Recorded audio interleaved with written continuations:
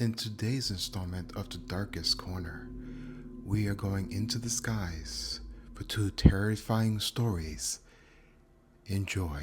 All right, buckle up, folks, because this one's going to be a bumpy ride.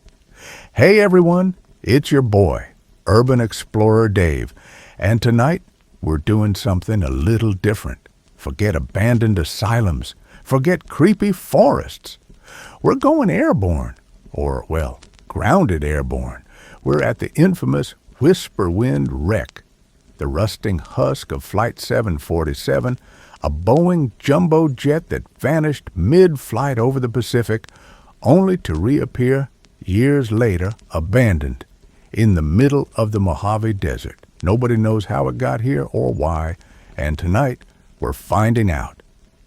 Dave shines a powerful flashlight beam onto the decaying fuselage of the plane. Rust eats at the metal, and the painted airline logo is faded and cracked. Legend says the plane's haunted, not by ghosts exactly, but by whispers. The last words of the passengers, trapped in an endless loop, replaying inside the metal shell. They say you can hear them if you listen closely enough. Dave's breathing is amplified, creating a sense of tension. He pushes open a jammed emergency exit door, revealing a dark, claustrophobic interior. All right, let's go inside. The flashlight beam dances across ripped seats, overhead compartments hanging open, and a thick layer of dust. The air is heavy and stale. It's eerie in here. You can almost feel the weight of what happened, or didn't happen. Nobody knows. Dave moves down the aisle, his footsteps echoing unnaturally loud. He stops, his flashlight beam fixed on the cockpit door. The cockpit. This is where things get interesting. Apparently, this is where the whispers are the loudest. He struggles with the jammed cockpit door, finally forcing it open. The cockpit is a mess of broken dials, ripped wiring, and shattered glass. The captain's seat is empty, but the seatbelt dangles ominously. Okay, it's pretty messed up in here, but I don't hear anything. Suddenly, a faint, distorted voice cuts through the silence. It's barely audible, a whisper carried on the static of the plane's internal speakers. Engine failure. Dave jumps, his flashlight beam wavering. Did you guys hear that?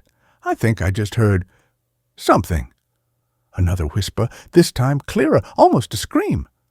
Turbulence! So much turbulence! The whispers begin to overlap, creating a cacophony of panicked voices. The words are fragmented, but the terror is unmistakable. Oxygen, masks. Where are the masks? We're going down. We're going down. My baby, please, save my baby. Dave's breathing is ragged. He spins around, his flashlight beam flashing wildly. What the hell is going on? Where are these voices coming from? The whispers intensify, becoming a deafening chorus of fear and despair. The plane's internal lights flicker, casting long, distorted shadows. Darkness. Nothing but darkness. A sudden, violent jolt shakes the plane, sending Dave stumbling. The whispers abruptly cease, replaced by an unnerving silence. Then, a single, clear voice echoes from the cockpit speakers. Welcome aboard, Flight 747. We are now experiencing unforeseen circumstances.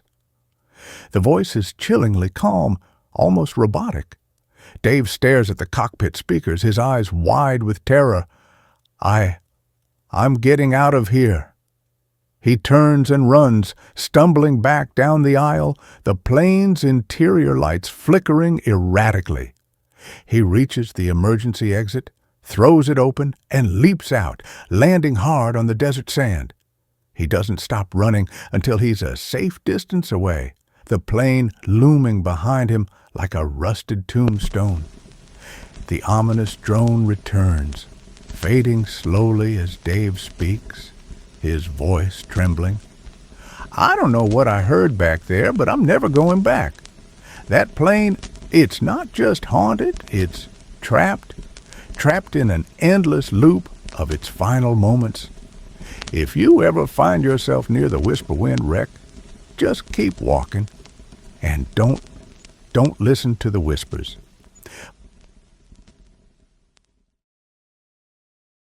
Flight 666, the ghost plane. It was supposed to be a routine red-eye flight. Airway 94, a Boeing 737 taking off from Los Angeles and heading to New York. The night was calm, the sky clear, and the passengers settled into their seats, oblivious to the nightmare awaiting them at 30,000 feet. Captain James Rowe and his co-pilot Lisa Mercer ran through their pre-flight checks.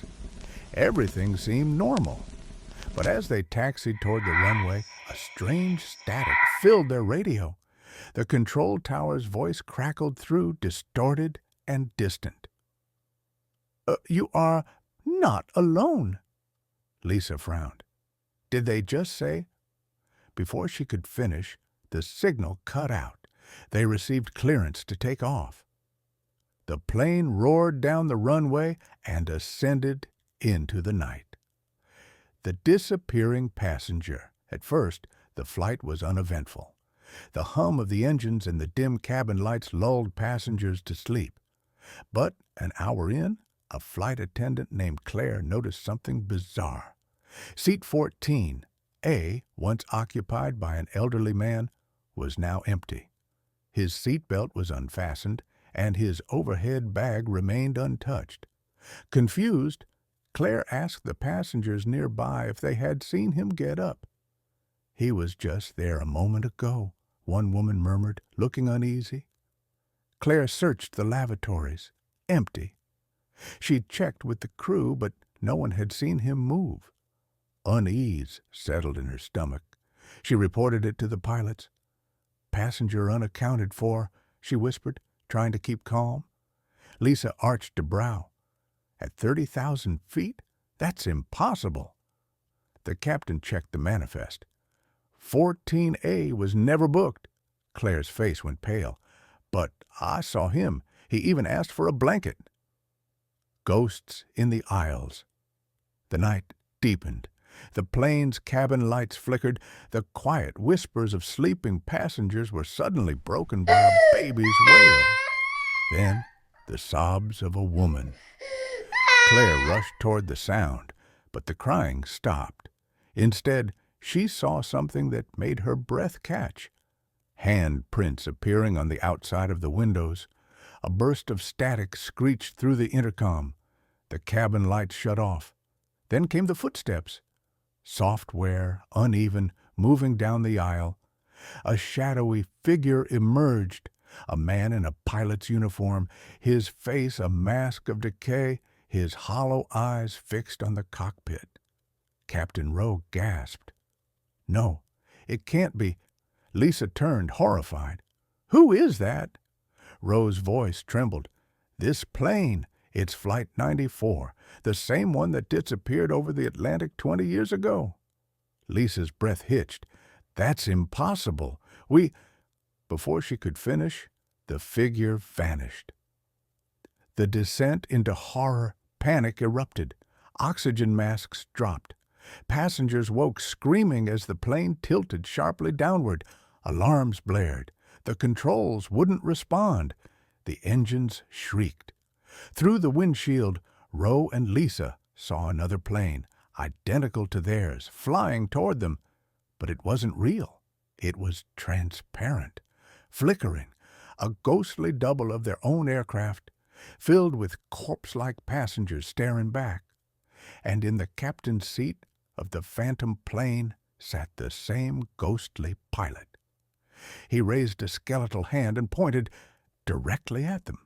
Rowe yanked the controls, trying to pull up, but the ghostly plane merged with theirs in a blinding flash of white, and then silence. The final transmission, Airway 94, never arrived in New York. The radar showed it vanished mid-flight. No wreckage was ever found. But air traffic controllers did receive one final transmission before it disappeared. A static-filled voice whispering, "We are not alone